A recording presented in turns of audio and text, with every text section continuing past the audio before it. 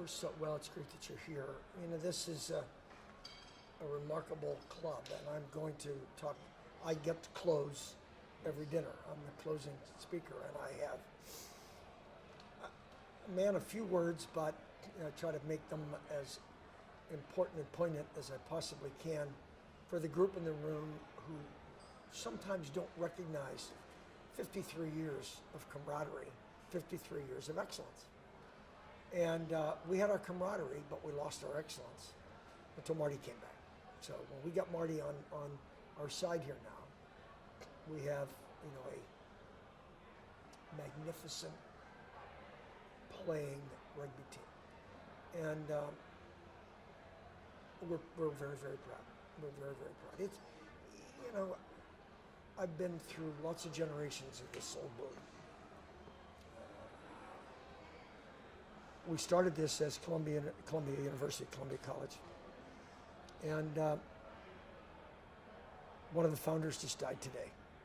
I'm sure you probably heard that, Billy Smith. Billy was working for the New York Times at the time, a writer, mostly about energy, oil, things like that. John Wellington was the admissions director at Columbia. Paul Zimmerman wrote sports for the New York Post. Pat Moran was in the School of General Studies, and he was the only person that knew anything about rugby. And myself, and I got Dick Donnelly to come out and play. He was my residence counselor when I was an undergraduate. And Dick became the leader. He became, he was the titular everything, you know, the ombudsman. He studied tape film back in the day to learn how the best people did it.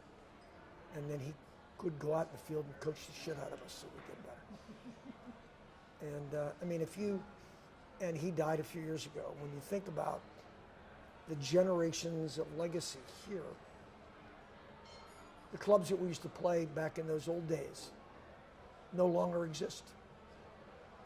New York Rugby Club's now New York AC, that's the closest semblance, but there's no Westchester, there's no Manhattan. You go out to the West Coast, there's no Old Blues of Berkeley, there's no Bats, Bay Area touring side, there's none of those.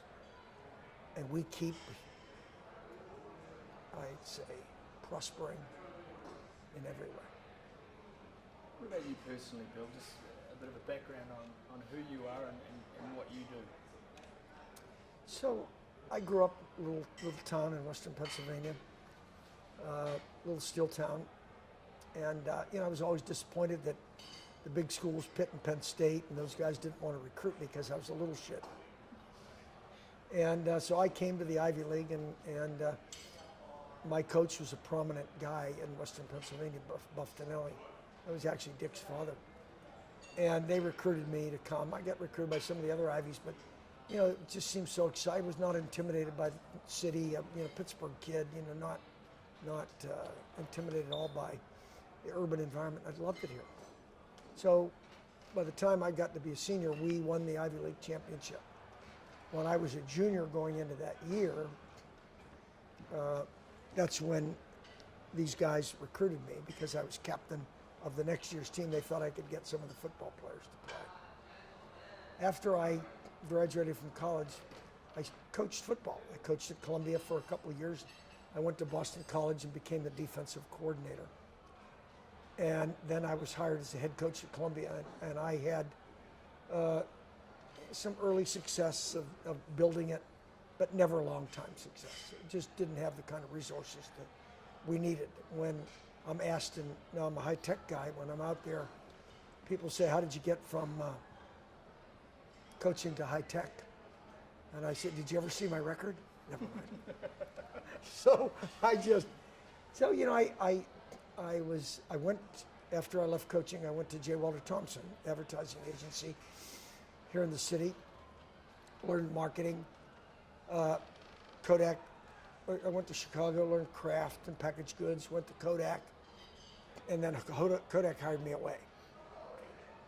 So I went from Kodak US to Kodak Europe, general manager for consumer products for Kodak in Europe. Out of the blue one day, I got a call from John Scully when he took over at Apple.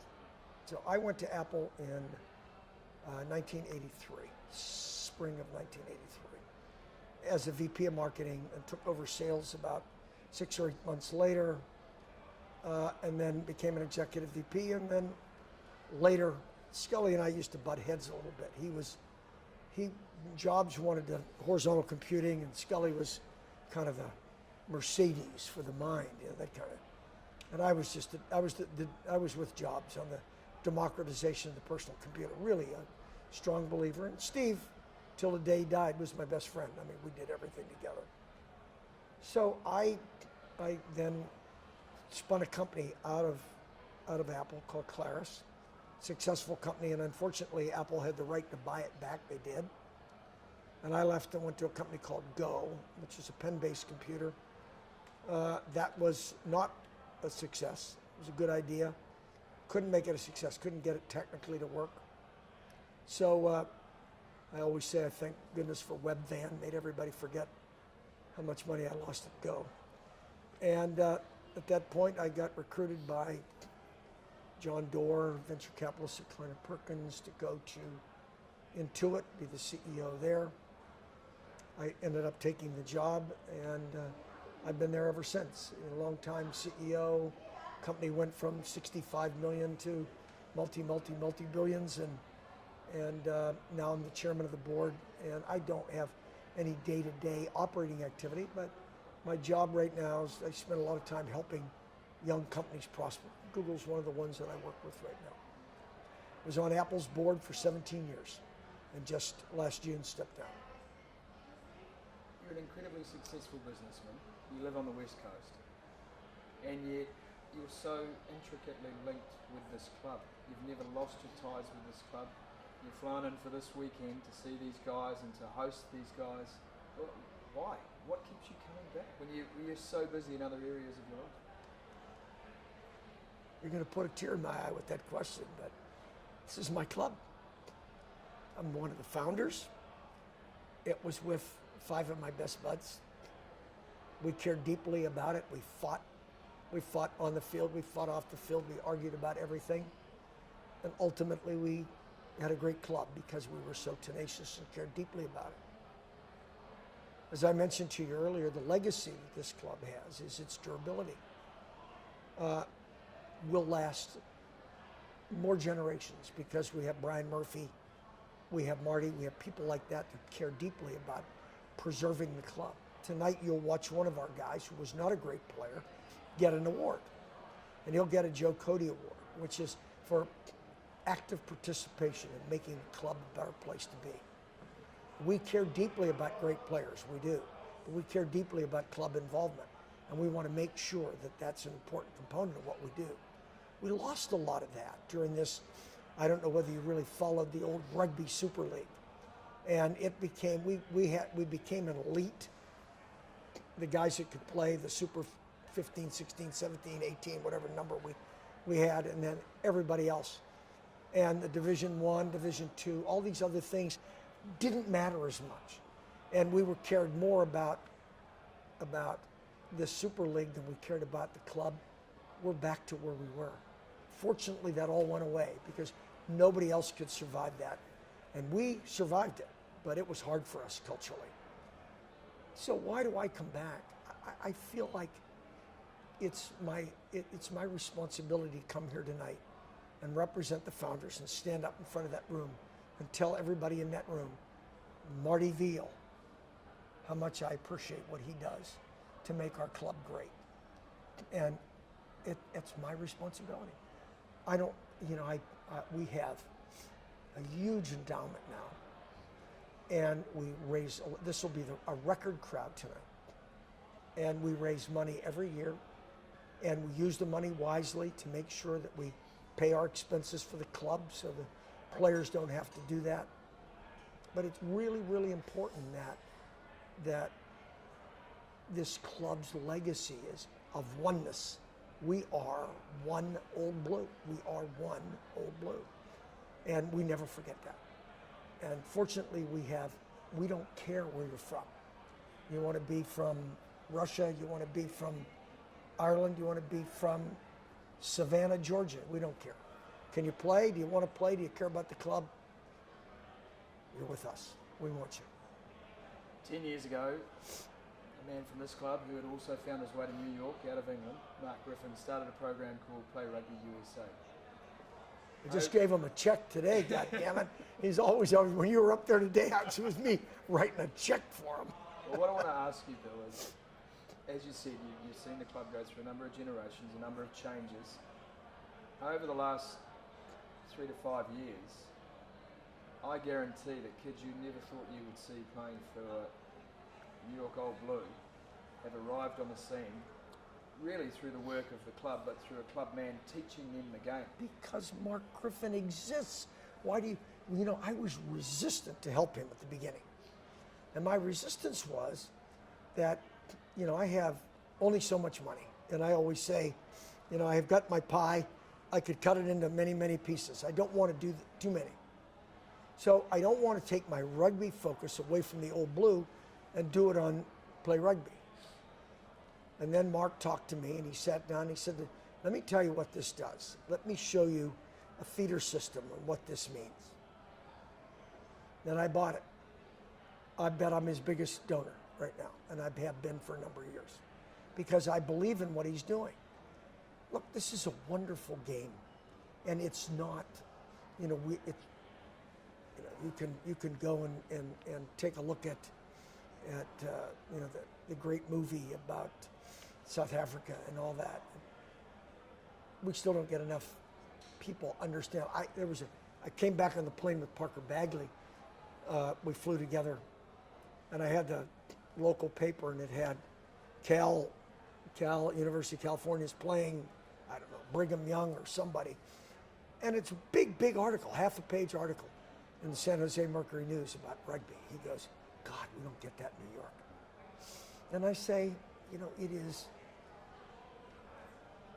if we stay at this, people will start to recognize what a wonderful game it is. Do I worry about the game? Yeah, I worry. I worry that, I have my biases about rugby being in the Olympics. I think sevens are great. Sevens is what I used to do when I had free time. But, that's become the game.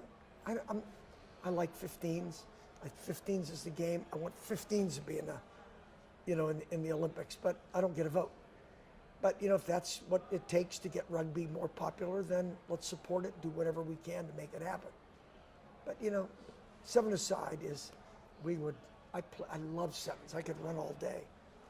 I used to go to, when I went over in the summers to UK, I would go over to Wimbledon and we would play rugby netball, a big hoop.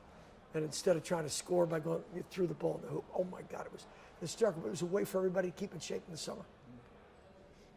One final question for you, Bill. Of all the achievements in your life, and there have been plenty, where do you rank the founding of this club? And secondly, where do you rank the existence still of this club? So of my accomplishments in my life, and I think about founding Claris and turning into it around and being an important component of Apple's success. And, the two things that stick out for me are athletic. One is being the captain of the 1961 Ivy League Championship football team. And number one is being a founder of the Old Blue. And there isn't anything that's even remotely second. Nothing. And I can go and say, been the CEO of this company and raised its market cap by billions and billions of dollars, and hung out with Steve Jobs and my best friend and spoke at his, none of those things. The durability of something that you created is, you can't put value on it. When I see this event tonight, and I walk around and I introduce myself to the young people, and they know my name, they don't know who the hell I am. But there's a lot of those people that came right at the end of my time playing, and then all in that next group. They're still here, they know who I am, and they know damn well that we did a good job in building this club. And they've done a good job of making it durable. Thank you, Bill. Thank you for the good questions.